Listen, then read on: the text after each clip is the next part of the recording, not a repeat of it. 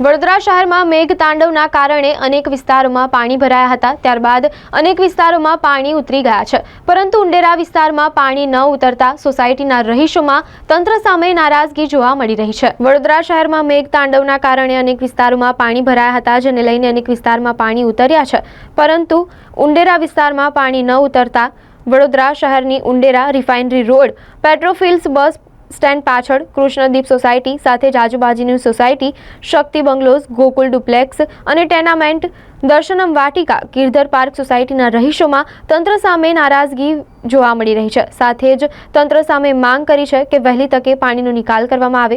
તંત્ર સામે માંગ કરી છે કે વહેલી તકે પાણીનો નિકાલ કરવામાં આવે। કૃષ્ણદીપ સોસાયટી અને બીજી તમામ આજુબાજુની સોસાયટીને જોડતો main Reliance Petrofils bus stand road, એ રોડની હાલત ખૂબ જ દયનીય છે।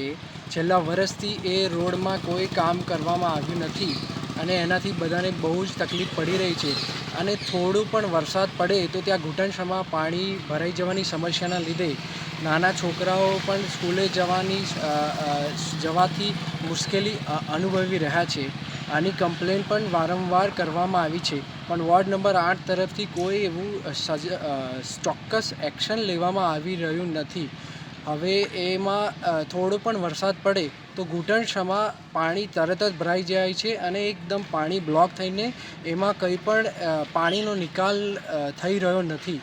તો વોર્ડ નંબર 8ના બધા જ સરકારી અધિકારીઓને અમારી એક રજૂઆત છે કે પાણી અને રસ્તાનું જે બી કામ હોય જલ્દી વહેલી તકે કરે, નહીં તો અમે કૃષ્ણદીપ સોસાયટી અને બીજા બધા સોસાયટીના રહીશો ધરણા પર જઈશું।